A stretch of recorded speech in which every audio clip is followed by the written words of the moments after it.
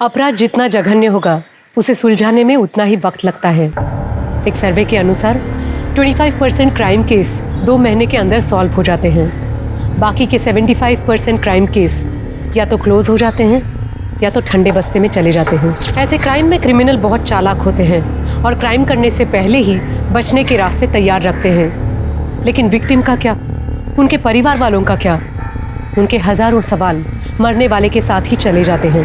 नमस्कार, मैं सोनाली कुलकर्णी, आपके सामने क्राइम पेट्रोल सतर्क का। हर बार जब कोई नया सुराग मिलता, पुलिस उस एंगल से केस की जांच करती, पर इसके बावजूद भी पुलिस असली गुनहगार तक नहीं पहुंच पाई थी और हर बार एक डेड एंड पर जाकर खड़ी हो जाती थी। आखिरकार पुलिस को ये केस बंद करना पड़ा। तो क्या थी इस केस की सच्चाई? और वो दूसरी हत्या जो हमने अभी देखी, वो लड़की कौन थी? उसका और उसकी हत्या का इस केस से क्या कनेक्शन था? चलिए इसकी शुरुआत करते हैं वहां से जहां से ये सब कुछ शुरू हुआ।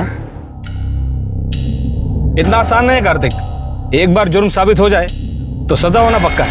पर पापा, अगर वो खुद ही मान ले कि उन्हें साइन को फौज किया है तो सजा कम तो हो सकती है ना? मुश्किल है।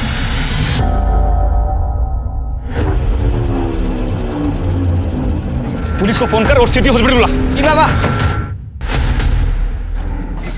अरे व्हाट बॉय, जल्दी हो जल्दी। सर, मैंने ही आपको फोन किया था। मुकेश जी को हॉस्पिटल लाते वक्त हमने उनका स्टेटमेंट रिकॉर्ड किया,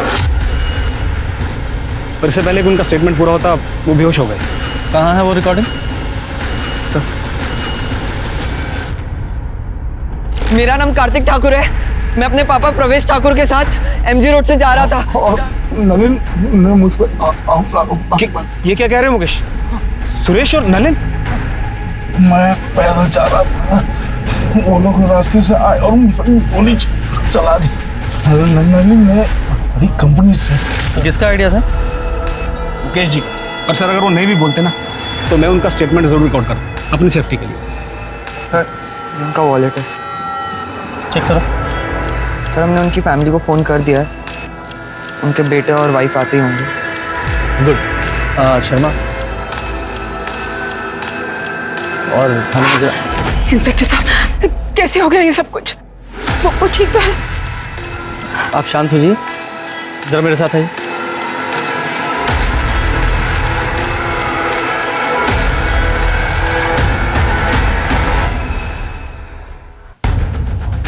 ये मुकेश जी ने अपनी रिकॉर्डिंग में कहा है कि उनके पार्टनर सुरेश और नलिन, उन्होंने उन पर हमला किया है।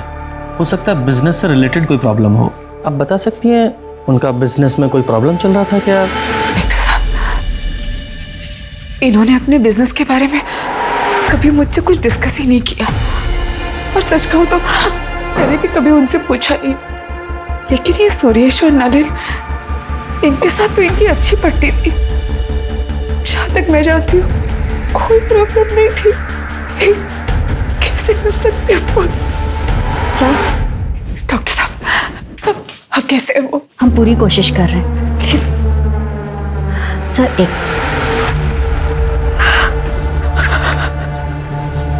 ये सब क्या हो गया? सर, पेशेंट की कंडीशन काफ़ी क्रिटिकल है, बचने के चांसेस बहुत कम हैं। अगर आपको स्टेटमेंट लेनी है तो आप बात कर लीजिए। Thank you doctor. Mukesh ji, ये देखिए, ये रिकॉर्डिंग देखिए। आप बिना प्रेशर लिए सिर्फ इशारे में बताइए, क्या ये स्टेटमेंट आपने रिकॉर्ड किया अपनी मर्जी से?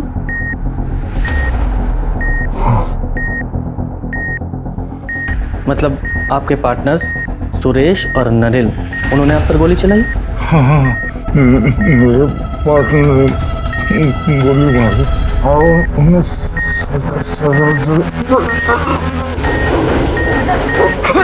आप बाहर जाइए। नर्स, बैग नीचे करो।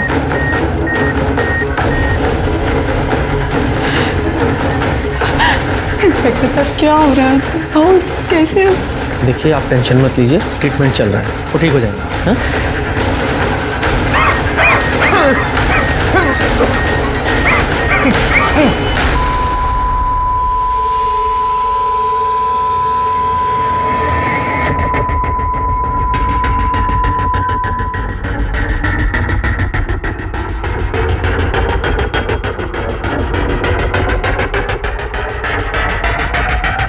आई am sorry, he is no मोर।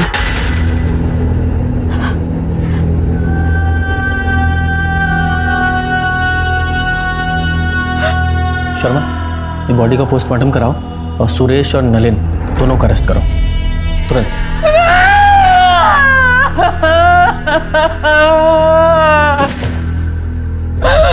कैसे जा सकते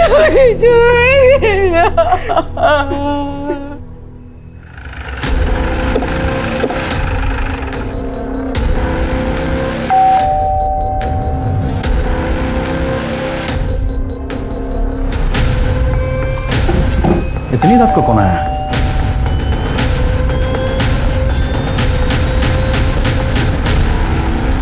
सुरेश गुप्ता। जी मैं ही सुरेश गुप्ता हूँ। पर बात क्या है? हम आपको अरेस्ट करने आए, घर की तलाशी लो। अरे एक मिनट, अरेस्ट किस लिए? मुकेश अग्रवाल की कत्ल के जुर्म में। क्या? मुकेश का मर्डर? हाँ, अभी कुछ देर पहले ही मुकेश का मर्डर हुआ है एमजी रोड। मरने से पहले उसने तुम्हारा और सुरेश गुप्ता का नाम लिया। गुप्ता, पूरा घर चेक करो। सर, आपको कोई गलतफहमी हुई है। मेरे पति मुकेश जी को सपने में भी कोई नुकसान नहीं पहुंचा सकते हैं। आपके पास इसके अलावा कोई प्रूफ है कि मेरे पापा ने किया है? आप वारंट लेके आइए। हमें हमारा काम पता है, इन्वेस्टिगेशन के बीच में बाधा मत डाली।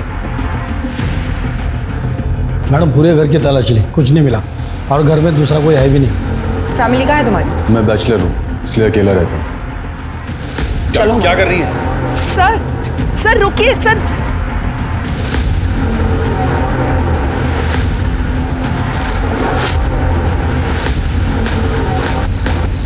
मुकेश का खून तूने किया ना? बोल बोल। मैंने बताया ना, मैंने किसी का खून नहीं किया। आवाज कम कर, झूठ बोल रहा है तू। वीडियो देखा ना तूने? मरता हुआ आदमी झूठ बोलता है क्या? हाँ? लेकिन सर ये कैसे पॉसिबल है? कल रात को मैं अपने बीवी बच्चों के साथ बर्थडे पार्टी में था। मेरे कजन के बेटे की बर्थडे पार्टी थी रेस्टोरेंट में। हमारे अलावा वहां 30 लोग और भी शामिल थे। आप चाहे तो उन सबसे पूछ सकते हैं। मैंने कहा ना मैं वहां नहीं था। आवाज नीची करके बात कर। अरे मैडम, मैं कल शाम 8 बजे से सुपर स्पेशलिटी हॉस्पिटल में था। मेरे पापा को हार्ट अटैक हुआ है। मैं रात में 1 बजे निकला हूं वहां से और सीधा अपने घर आया हूं। मैंने अपने क्रेडिट कार्ड से हॉस्पिटल की पेमेंट की। आप चाहें तो चेक कर सकते हैं। मुकेश ने कहा था कि कंपनी का 10 लाख रुपया तूने हड़पा है, उसका क्या? पैसे हड़पने का तो सवाल ही नहीं होता सर। पैसे मैंने नहीं बल्कि मुकेश ने लिए थे, वो भी पूरे 10 लाख रुपए, अपने दूसरे बिजनेस को बचाने के लिए। उसने कहा था कि वो 6 महीने में सारे पैसे लौटा देगा। इनफैक्ट उसने पोस्ट डेटेड चेक भी दिए थे और ये सारे पॉइंट उसने स्टैम्प पेपर में मेंशन किए थे। और तूने ऐसा क्या किया था मुकेश के साथ जो इससे भी बुरा था? सर मैंने कुछ नहीं किया है, इस बात की मैं कसम खा सकता हूँ। हम तीनों पिछले 15 साल से पार्टनर्स हैं और हमारे बीच में कभी झगड़ा तक नहीं हुआ है। इनफैक्ट हम तीनों तो हर सुख दुख में एक दूसरे के साथ कंधे से कंधा मिलाकर खड़े रहे हैं। ये एलीट बिल्डर हम पे दबाव बना रहे हैं कि ये कंपनी हम उन्हें सेल कर दें। तो तुम लोग अपने अपने शेयर निकाल लो।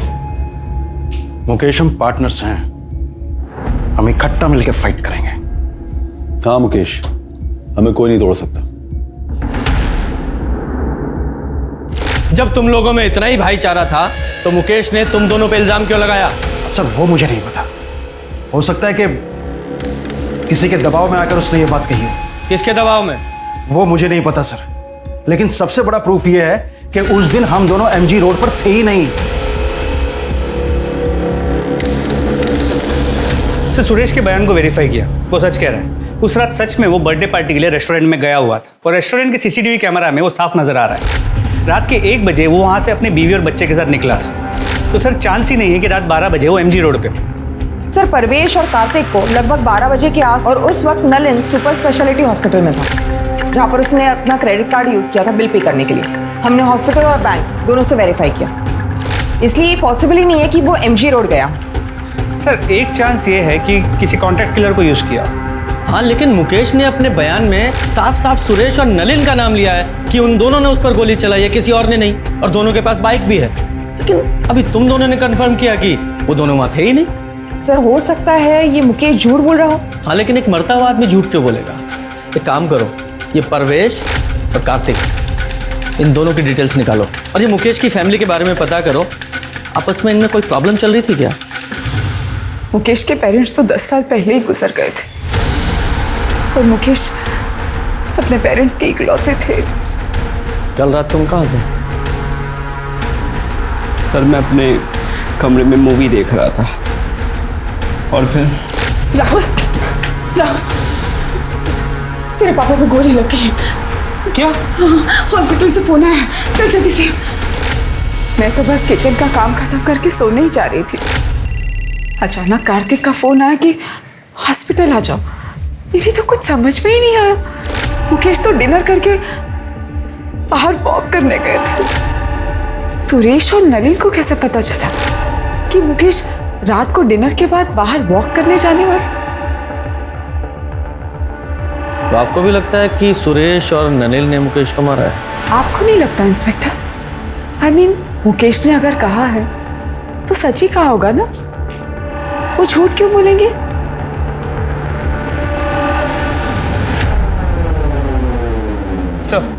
सर पोस्टमार्टम रिपोर्ट के हिसाब से मुकेश की मौत एक्सेसिव ब्लीडिंग की वजह से हुई है। सर करीब 10 फीट की दूरी से मुकेश के कंधे पे गोली चलाई गई। गोली की ट्रेजेक्टरी नीचे से ऊपर की तरफ है। सर हमने सुरेश और नलिन की स्टोरी वेरीफाई की और दोनों की कॉल रिकॉर्ड्स भी चेक की। कॉल रिकॉर्ड्स में किसी हिस्ट्री शीटर या कॉन्ट्रैक्ट किलर का कनेक्शन नहीं निकला। सर शूटिंग का कोई आई विटनेस भी नहीं है और ना ही कोई सीसीटीवी कैमरा उस एरिया में है। रुको, आप ऐसे अंदर नहीं जा सकते। देखिए, मैं 2 मिनट ही बात करना चाहती हूँ, प्लीज। इंस्पेक्टर साहब, मुझे पहचाना ना आपने? मुकेश की वाइफ। हाँ बोलिए। सर मैंने सुना है कि आप नलिन और सुरेश को छोड़ रहे हैं, क्या ये बात सच है? हेलो।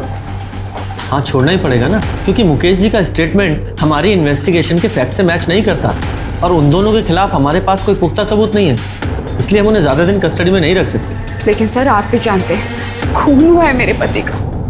कुछ भी कीजिए, हाथ छोड़ रही हूँ आपके आगे। जिसने भी मेरे पति को मारा वो को मुझे इंसाफ चाहिए।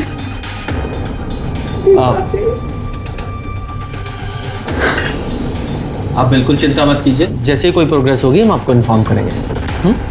Thank you.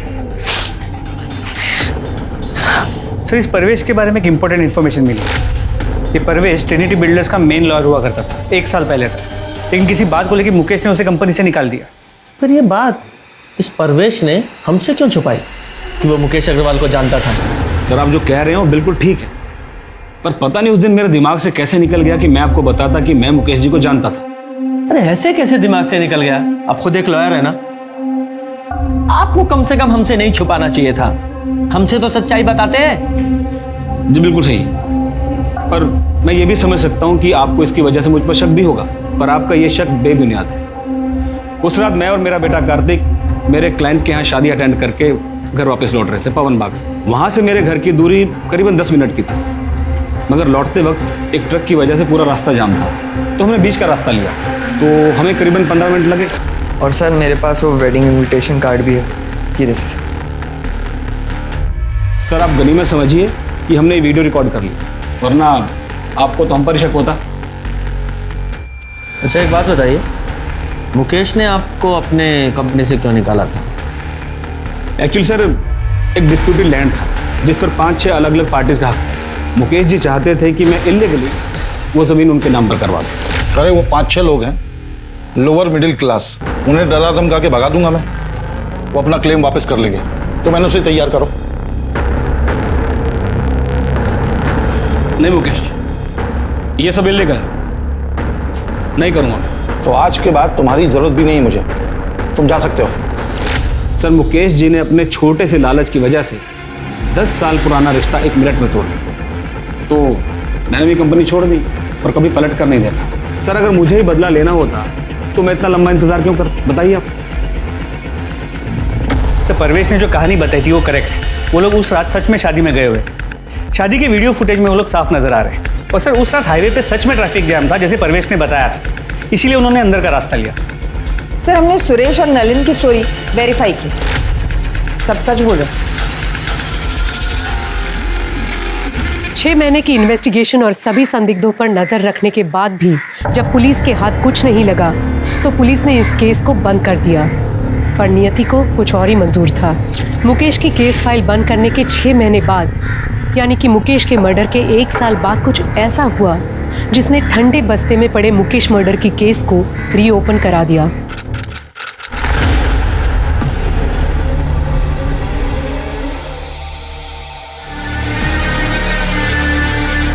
Hello police station.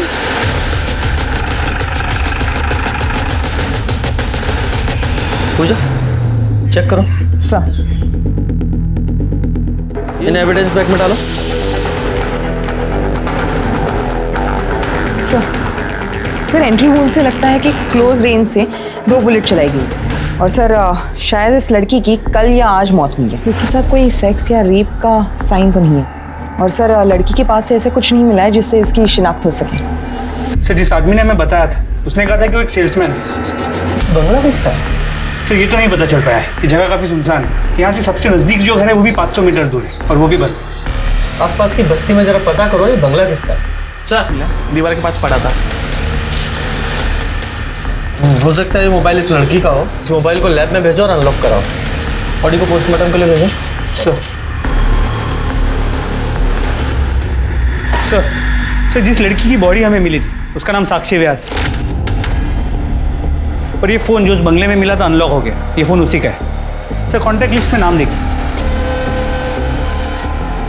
3+ builders office, Mukesh Agarwal sir, Suresh Gupta sir, Nalin Sukhane. Mukesh Agarwal murder case. हाँ सर, और जिस बंगलों में हमें साक्षी व्यास की बॉडी मिली वो भी 3+ बिल्डर्स के नाम पर ही रजिस्टर्ड है। इन दोनों पार्टनर से फिर से मुलाकात करनी पड़ेगी। जी हम साक्षी को जानते हैं, हमारे यहाँ अकाउंट डिपार्टमेंट में काम करती है। मर्डर हुआ है उसका, वो भी आपकी कंपनी के बंगले में। क्या मर्डर हो गया? जी। लेकिन कल तो वो ऑफिस आई थी, आज नहीं आई, तो हमें लगा कि शायद अपनी माँ की देखभाल के लिए छुट्टी ले ली होगी। साक्षी की माँ नूतन बीमार रहती है, वो अपने बिस्तर से उठ तक नहीं सकती है। अच्छा एक बात बताइए, उसे कोई परेशान वगैरह तो नहीं कर रहा था? नहीं। उसका कोई अफेयर वगैरह? नहीं ऑफिसर, ऑफिस में तो ऐसा कुछ नहीं था। और वो बाहर क्या करती है वो हमें नहीं पता, लेकिन हाँ व्यवहार में अच्छी थी और काम भी अच्छा करती थी। उसके घर का एड्रेस दीजिए और हाँ आपके स्टाफ से पूछताछ करनी है। हाँ श्योर। साक्षी ने अपने पर्सनल लाइफ के बारे में कभी आपसे कोई बात की है? नहीं सर, वो अपने आप में रहती थी, कभी किसी से ज़्यादा घुलती मिलती नहीं थी। साक्षी के बारे में हम ज़्यादा कुछ नहीं जानते सर।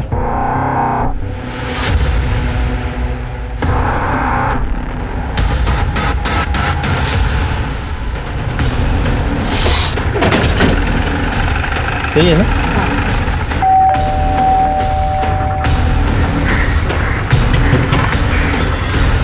क्या हुआ सर?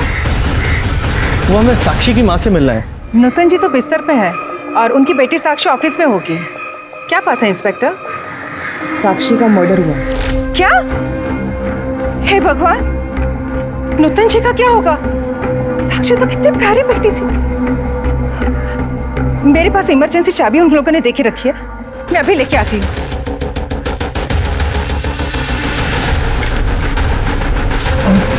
सर ऊपर प्लीज।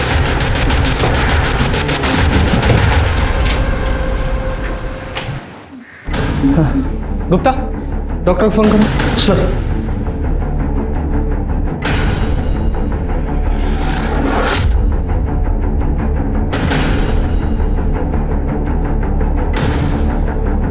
पूजा जरा आस पड़ोस में साक्षी के बारे में पता करो। सब आप आइए। हाँ जी, आप ठीक है? पानी पियेंगे? भगवान साक्षी जैसी बेटी सबको दे। इतना साल से उसकी माँ बीमार रहती थी कि 3 साल पहले उन्होंने बिस्तर ही पकड़ ली, पर साक्षी उसने कभी हिम्मत नहीं हारी। मैंने तो साक्षी से कहा भी था कि अपनी माँ को ओल्ड एज होम में शिफ्ट कर दी। माँ की सेवा मेरे जैसे और कौन करेगा रंजना आंटी, और जब तक मैं हूँ मैं किसी और से माँ की सेवा क्यों करवाऊँ? क्या साक्षी को कोई परेशान करता था या फिर किसी से लड़ाई हुई हो या फिर उसका कोई अफेयर वगैरह? नहीं नहीं मैडम, हमारा मोहल्ला तो बहुत सेफ है और साक्षी को नूतन जी की सेवा और उसकी नौकरी में से फुर्सत ही कहाँ मिलती थी जो वो कोई अफेयर करे। तो इसका मतलब ये साक्षी एक आइडियल बेटी थी, एक अच्छी पड़ोसी भी थी। हाँ सर, मेरी राजीव सर से भी बात हुई। उन्होंने कहा कि साक्षी ऑफिस में भी बहुत अच्छे से काम करती है। सर लेकिन अजीब बात यह है कि साक्षी के ऑफिस में साक्षी के बारे में किसी को कुछ भी नहीं पता, और उससे अजीब बात यह है कि साक्षी के बैंक अकाउंट में कभी भी 3+ बिल्डर्स से कोई पेमेंट रिफ्लेक्ट नहीं हो रही।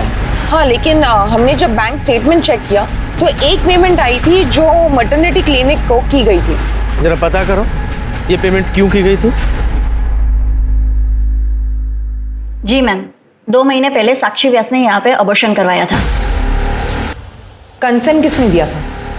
उसकी मदर नूतन व्यास, जो उसको यहाँ पे अबॉर्शन के लिए लेके आई थी। सर, मैंने हॉस्पिटल का सीसीटीवी फुटेज चेक किया। जो औरत साक्षी के साथ अबॉर्शन के लिए गई थी वो 3+ बिल्डर्स के ऑफिस की एक एम्प्लॉई है। उसका नाम ज्योति है। ये तुम लोगों की कंपनी में चल क्या रहा है? साक्षी एम्प्लॉय थी ना आपकी, फिर उसके बैंक अकाउंट में एक भी सैलरी डिपॉजिट क्यों नहीं हुई? आप सही कह रहे हैं सर, हमारे पास उसकी सैलरी का कोई रिकॉर्ड नहीं है, क्योंकि उसे सारी पेमेंट कैश में होती थी। क्यों? क्योंकि साक्षी का पूरा पैसा उसकी माँ की दवाइयों और उसके इलाज में जाता था। तो उससे क्या? वो इसलिए कि साक्षी नहीं चाहती थी कि उसकी सैलरी का एक भी पैसा टैक्स में कटे। अच्छा, कमाल की कंपनी चला रहे हैं आप लोग। मतलब एक एम्प्लॉय के लिए सारी कंपनी के रूल आप ताक पर रख देंगे। आइए, ये आप ही के एम्प्लॉय है ना? ये मोहतरमा साक्षी के साथ हॉस्पिटल गई थी उसकी माँ बनके उसका अबॉर्शन कराने के लिए, जबकि साक्षी का कोई बॉयफ्रेंड तक नहीं है। सीधे सीधे और साफ साफ बताइए ये चल क्या रहा है आप लोगों की कंपनी में? बोलिए। सर, एक दिन छुट्टी वाले दिन हम दोनों किसी काम से ऑफिस आए थे, तो हमने देखा कि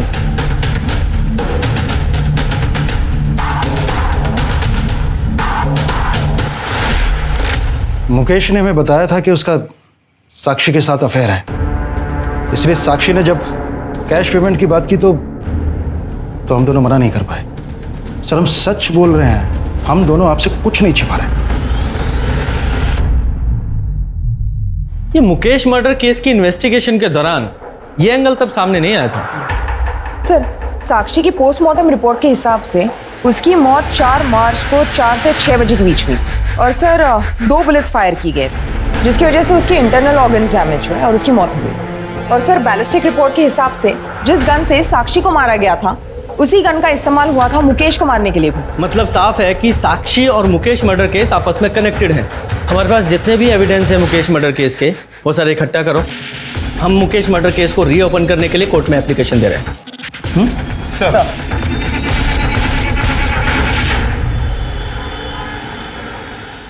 सर, कोर्ट ने मुकेश अग्रवाल मर्डर केस को रीओपन करने की मंजूरी दे दी है। वेरी गुड, शुरू से शुरू करते हैं। सबसे पहले मुकेश अग्रवाल के घर चलते हैं।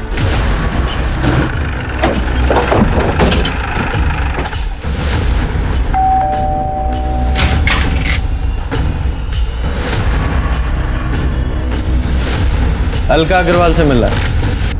नहीं है, बाहर गई है। तुम कौन हो? नीति अग्रवाल, मुकेश अग्रवाल की बेटी। लीजिए, आ गई आपकी अलका मैडम।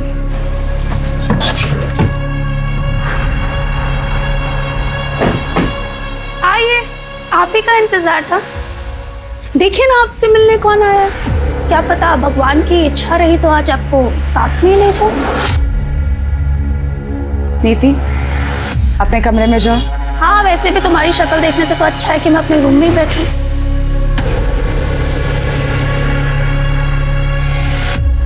इंस्पेक्टर साहब, नीति के बिहेवियर के लिए मैं आपसे माफ़ी चाहती हूँ।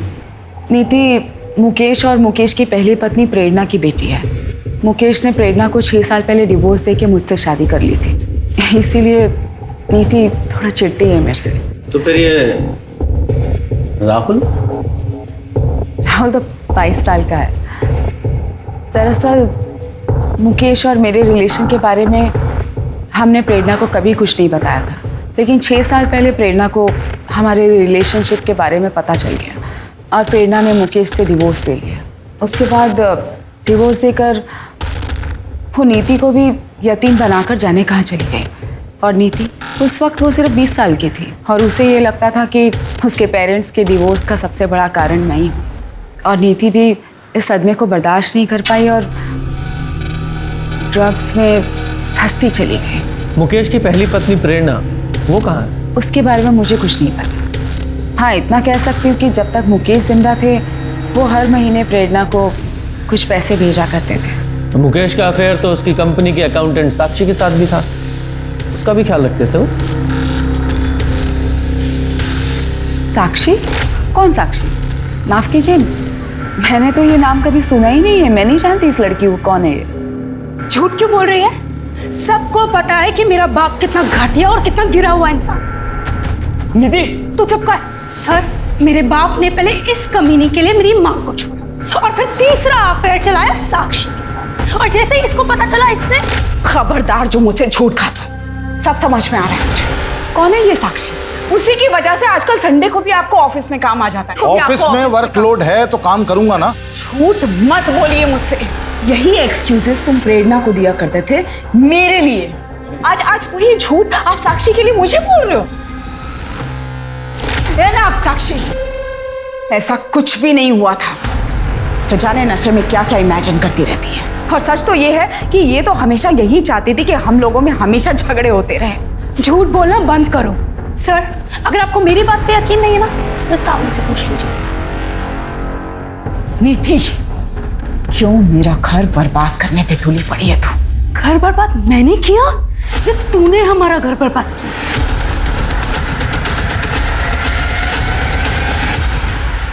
सर मानना पड़ेगा, बड़ी अजीब फैमिली है। शर्मा, इस राहुल और इसकी मालका दोनों पे नजर रखो, और साथ ही इस नीति पर भी, क्योंकि हो सकता है इस नीति ने नफरत, लालच या फिर नशे में ये सब किया हो। इस नीति की CDR लोकेशन और कॉन्टैक्ट डिटेल्स निकालो, जरा पता करो ये नीति मुकेश के मर्डर वाली रात को कहाँ थी, क्योंकि हो सकता है कि ये नीति और उसकी माँ प्रेरणा ने मिलकर ही मुकेश को मारा हो। इस प्रेरणा से भी मिलना पड़ेगा। साहब, नीति मेरे करीब कभी थी ही नहीं। उसे बिल्कुल पसंद नहीं था कि उसे कोई रोके टोके या उसे ये बताए कि उसे क्या करना है क्या नहीं करना है। यहाँ तक कि उसकी माँ भी नहीं, यानी कि मैं। जब मुकेश ने मुझे छोड़ा तो नीति के इसी बिहेवियर के कारण मुझे नीति को छोड़ना बहुत आसान हो गया था। आपको मुकेश अग्रवाल के मर्डर के बारे में पता है? साहब, ये कैसी बातें कर रहे हैं आप? ऑफ कोर्स पता था। मुकेश की मौत की खबर महीनों तक टीवी पे चली थी, और मेरे लिए तो मुकेश उसी दिन मर गया था जिस दिन उसने अलका के लिए मुझे छोड़ा था। लेकिन साहब, मैंने मुकेश को एक ही शर्त पर डिवोर्स दिया था कि नीति की जिम्मेदारी अब उसकी जिम्मेदारी रहेगी। पर आज मैं एक बिजनेसमैन करण शर्मा की पत्नी हूँ। मैं अपने पास्ट को भूल चुकी हूँ साहब। मेरे पास्ट से मुझे कोई लेना देना नहीं है। मुकेश और साक्षी के कत्ल में एक ही माउजर गन का इस्तेमाल हुआ था, या फिर दो अलग अलग लोगों ने कत्ल किया था? और अगर ऐसा था तो फिर दो अलग कातिल एक ही हथियार कैसे इस्तेमाल कर सकते हैं? पुलिस के सामने जो तथ्य आ रहे थे उनसे साफ पता चल रहा था कि मुकेश एक दोगले किस्म का आदमी था, और उसका कैरेक्टर भी साफ नहीं था। वही तथ्यों से लग रहा था कि साक्षी एक विक्टिम है जिसके साथ गलत हुआ। सर, साक्षी को मारने का मोटिव अलका के बेटे राहुल के पास था, लेकिन साक्षी और राहुल के बीच में कांटेक्ट हुआ हो ऐसा कोई लीड हमें मिला नहीं। नीति के कांटेक्ट लिस्ट में ज़्यादातर नंबर्स ड्रग पेडलर्स के। हमें ऐसा लगा कि शायद नीति ने उनका इस्तेमाल किया होगा मुकेश को मारने के लिए, लेकिन ऐसा भी कोई सबूत नहीं मिला। और ये सुरेश और नलिन, इनका क्या? नहीं सर, साक्षी के मर्डर के वक्त इन दोनों की मोबाइल की लोकेशन बंगले के पास की नहीं थी। सर, कहीं है कि इस मुकेश मर्डर केस की तरह ठंडा ना बढ़ जाए। सर, बंगले के पास वाले घर में एक विधवा रहती है, नारायण। उसने पहले भी एक दो बार साक्षी को उस बंगले में आते हुए देखा था उसके बॉयफ्रेंड के साथ। नारायणी का कहना है कि लड़के की और साक्षी की उम्र लगभग बराबर की होगी, लेकिन वो कह रही थी कि दोनों में बहुत झगड़े होते हैं, और शायद 4 तारीख को जिस दिन साक्षी का मर्डर हुआ उस दिन भी उनकी लड़ाई हुई होगी। बेहतर होगा कि तुम ये जॉब छोड़ दो। और छोड़ दो क्या, तुम्हें ये जॉब छोड़ना ही पड़ेगा। मैं नहीं छोड़ूंगी, तुम्हें जो करना है तुम कर लो। तुम ये बिल्कुल अच्छा नहीं कर रही हो। आजकल के बच्चे कितने लड़ते हैं। कहीं ये लव एंगल तो नहीं है? नारायणी ने उस लड़के की शक्ल देखी थी? हाँ सर। स्केच बनवाओ सर। और शर्मा, तुम साक्षी के कॉल रिकॉर्ड चेक करो, उसमें पता करने की कोशिश करो ये साक्षी किसी लड़के के रेगुलर टच में थी क्या? Sir, excuse me. हेलो, ठीक है सर, नूतन व्यास को होश आ गया है, मुझसे बात कर सकते हैं। Very good.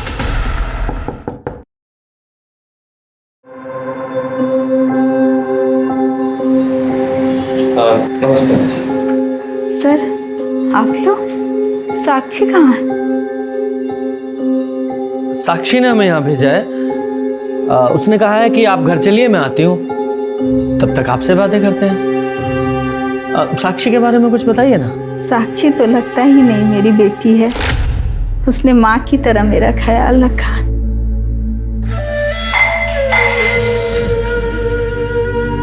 माँ, आप क्यों परेशान हो रहे हो? मुझे बोल दिया होता। ऐसा लगता है मैंने नहीं, उसने मेरी परवरिश की। उसने मुझे कभी अकेला नहीं छोड़ा। उसके रहते मुझे अपने स्वर्गवासी पति की कभी याद नहीं आई। बहुत ही खुश मिजाज, जिंदा दिल और हंसमुख है मेरी बेटी। लेकिन उन दोनों कमीनों ने मेरी बेटी की जिंदगी बर्बाद कर दी। किन्होंने? उसके मालिक मुकेश और सुरेश ने मेरी फूल सी बच्ची के साथ जो किया, भगवान करे मेरी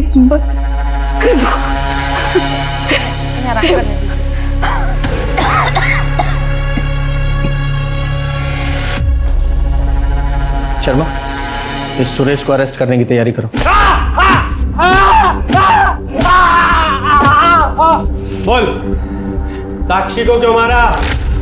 नहीं मारा मैंने साक्षी को। ये ऐसे नहीं बताएगा, जरा इसकी और खातिरदारी करो तब बताएगा। नहीं सर, मैं मानता हूँ कि उस दिन जब मैंने साक्षी और मुकेश को साथ में देखा था तो मेरी नीयत खराब हो गई थी। बस मुझे लगा जब वो मुकेश के साथ सो सकती है तो फिर मेरे साथ क्यों नहीं। इसलिए एक दिन मैंने उसे किसी काम में उलझाए रखा, और जब सब ऑफिस से चले गए और उसके और मेरे अलावा ऑफिस में कोई नहीं बचा, तब सर ये मैंने आउटस्टैंडिंग अमाउंट की डिटेल्स मेल कर दी। सर मैं निकलती हूँ। अरे रुको, इतनी जल्दी क्या जानेगी?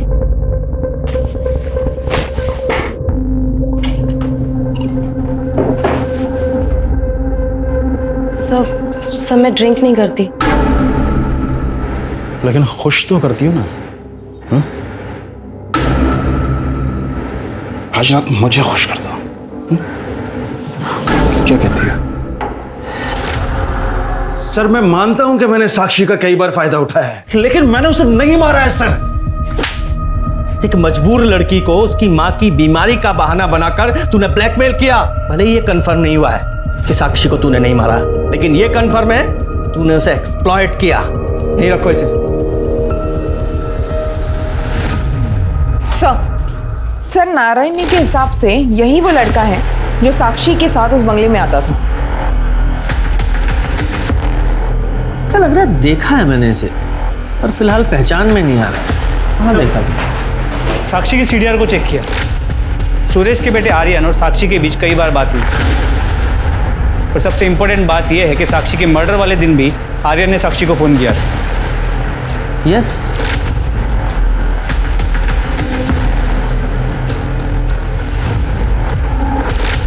ये आर्यन है। शर्मा ये देखो इसका हेयर स्टाइल। आर्यन ही वो लड़का है जो साक्षी से मिलने वो कंपनी के बंगले में जाता था।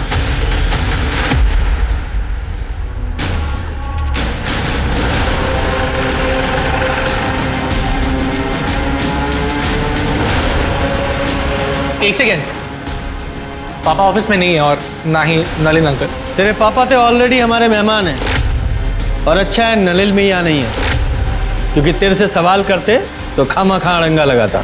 क्या? मुझसे सवाल? क्यों? केबिन में बात करें? केबिन में क्यों? यहीं कीजिए, सबके सामने। ठीक है, अगर तुझे प्रॉब्लम नहीं है तो यही पूछ लेते हैं। साक्षी को तू कितनी अच्छी तरह से जानता था?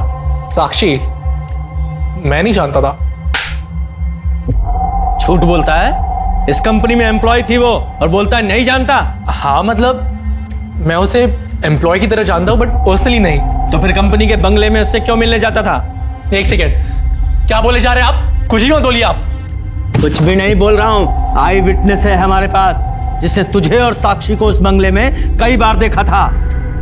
4 मार्च को जिस दिन साक्षी का मर्डर हुआ, तेरे फोन की लोकेशन उसी बंगले के पास की है। बोल, क्यों मारा साक्षी को? क्यों मारा? हाँ वरना यहीं हड्डियां तोड़ूंगा मैं तेरी, वो भी सबके सामने। बोल। और क्या करता मैं सर?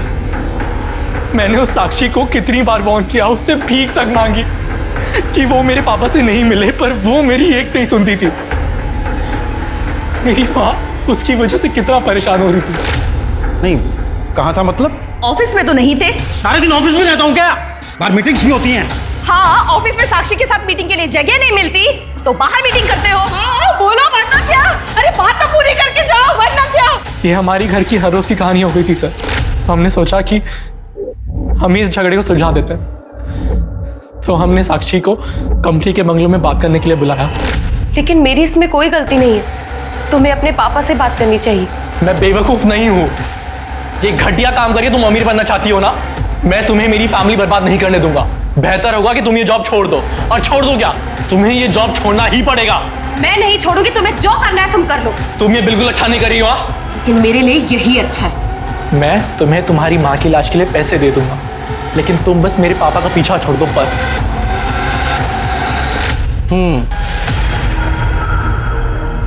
तो उस बंगले के पास में रहने वाली नारायणी को लगा कि तुम दोनों की लड़ाई दो प्यार करने वालों की नोकझोंक है, और तुम दोनों की आपस में लड़ाई हुई थी ना।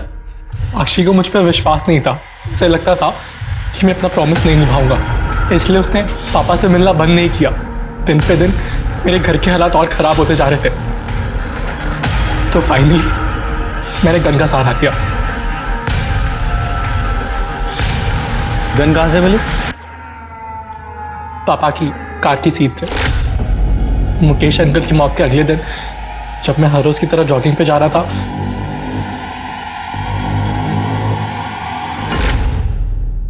इसलिए पापा के डर से मैंने उस गन को सेफ जगह छुपा दिया। लेकिन सर स्ट्रेंजली पापा ने कभी उस बारे में जिक्र ही नहीं किया। कभी कभी तो मेरा मन करता था कि मैं पापा को ही मार दूं मैं, लेकिन पापा को मार के मेरी माँ को विधवा बना के सर मेरी प्रॉब्लम सॉल्व नहीं होती। तो मैंने फाइनली सोचा कि मैं एक आखिरी बार साक्षी को मिलता हूँ, और हम फाइनली 4 मार्च को 6 बजे मिले। मैं अंदर नहीं जाऊंगी, तुम्हें जो बोलना है यही बोलो, और मैं इस जगह दोबारा नहीं आऊंगी। ठीक है, तो इसे मेरी फाइनल वार्निंग समझ ले और मेरे बाप से मिलना छोड़ दे। तो तू अपने बाप से क्यों नहीं बोलता कि वो मेरा इस्तेमाल करना छोड़ दे? मैं नहीं बोल सकती क्योंकि वो मेरी जरूरतें पूरी करता है और मैं उसकी। चुप हो जा, झूठ बोल रही है तू। तूने फंसाया मेरे बाप को, पैसों की भूखी है तू। तो अपने बाप से जाकर पूछना, हो सकता है तेरी माँ को ऐसे ही फंसा के लेकर आया हो, जबरदस्ती शादी की हो, और तेरी माँ ने भी उसके साथ पैसों के लिए शादी की हो, है ना? सर मैं किसी गन के बारे में कुछ नहीं जानता हूँ, मेरे पास कोई गन नहीं है। झूठ मत बोल। तेरे बेटों को तेरी गन तेरी कार में से मिली थी, और फॉरेंसिक से ये साबित हो चुका है कि वो वही गन थी जिससे मुकेश को मारा गया था। अब झूठ मत बोल और सच बता। मैं सच बोल रहा हूँ सर, मुझे नहीं पता कि मेरी कार में गन कहां से आई। सर अगर आप मुझे मारना चाहते हैं तो मार दीजिए, लेकिन मैं सच कह रहा हूं, मुझे नहीं पता कि गन कहां से आई।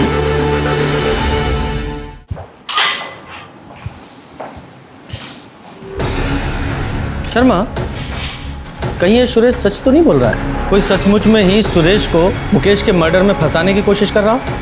सर जब ऑफिस में पूछताछ की थी तो वहाँ के लोगों ने कहा था कि ऑफिस की कार तीनों पार्टनर्स यूज करते हैं, और एक एक्स्ट्रा चाबी ऑफिस में भी होती है। हाँ, तो ऐसा हो सकता है ना कि या तो कातिल इन तीनों पार्टनर्स की फैमिली में से ही कोई है, या फिर इनके अलावा कोई ऐसा आदमी जिसकी पहुंच उन चाबियों तक थी।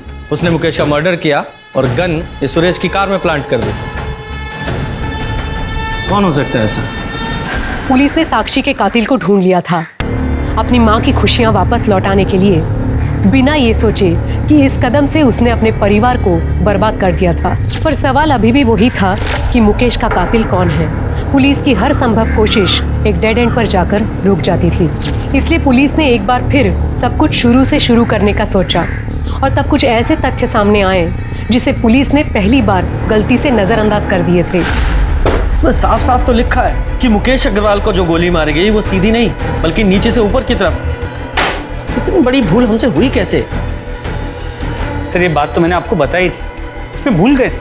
भूल यही है कि हमने इतनी इंपॉर्टेंट इंफॉर्मेशन को नजरअंदाज किया है। मतलब मैं तुम्हें समझाता हूँ।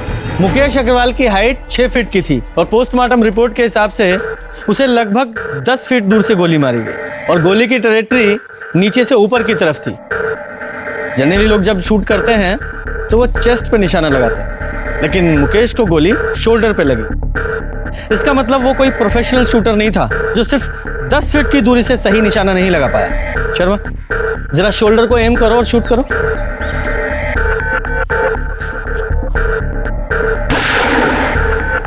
Very good. गुप्ता, अब तुम वहां जाओ और शोल्डर को एम करके शूट करो। सर।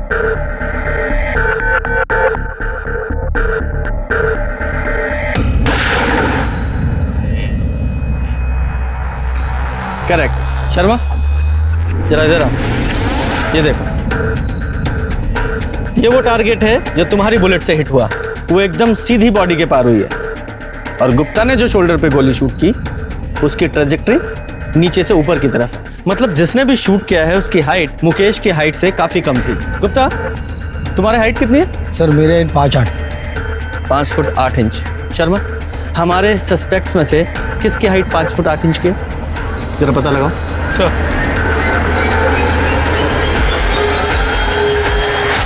मुकेश मर्डर केस के सारे सस्पेक्ट, सुरेश, उसकी पत्नी काजल, का बेटा आर्यन, मुकेश की पहली पत्नी प्रेरणा, उसकी बेटी नीति, मुकेश की पत्नी अलका और वो लॉयर परवेश और उसका बेटा कार्तिक, किसी की भी हाइट मुकेश की हाइट से या तो ज्यादा है या उसके बराबर है या बहुत कम है। किसी की भी हाइट परफेक्ट 5 फुट 8 इंच नहीं है, वो सिर्फ तेरी है। बता, क्यों मारा अपने फादर को? मैंने अपने पापा को नहीं मारा। तो रो क्यों रहा है? उन्हें नहीं मारना था, उन्हें तो बस एक गोली में घायल करना था। मतलब गोली तू नहीं चलाई? ये सब पापा का ही आइडिया था। मैं आप पे गोली कैसे चला सकता हूँ? मुझे मारना नहीं है, सिर्फ घायल करना है, ताकि मैं ये इल्ज़ाम सुरेश और नलिन पे लगा सकूं। उन दोनों ने मेरी जिंदगी मुश्किल कर रखी ऑफिस में। एक बार वो दोनों अरेस्ट हो गए ना, पूरी कंपनी हमारी होगी। जिंदगी में इससे बड़ी सिक्योरिटी और क्या होगी? पर साक्षी का क्या? आप उसे छोड़ दोगे ना? हाँ, छोड़ दूंगा उसे मैं। प्रॉमिस। हाँ। पापा ने पूरा प्लान तैयार कर लिया था। मेरे पास सुरेश अंकल के कार की डुप्लीकेट चाबी भी थी और मैं वहां चला गया जहां पापा ने मर्डर का प्लान किया था। ये जगह मैंने इसलिए चुनी है कि यहाँ आधी रात को भी ट्रैफिक होता है। हर 5-6 मिनट में कोई ना कोई कार पास होती है। सिटी हॉस्पिटल सिर्फ यहाँ से 10 मिनट की दूरी पे है। और सबसे बड़ी बात, सुरेश का घर यहाँ से सिर्फ 3 किलोमीटर दूर है। पापा, मुझे डर लग रहा है बहुत। कर पाऊंगा क्या? तो तेरे पापा मुकेश को कैसे पता था कि सुरेश की कार वहां खड़ी है?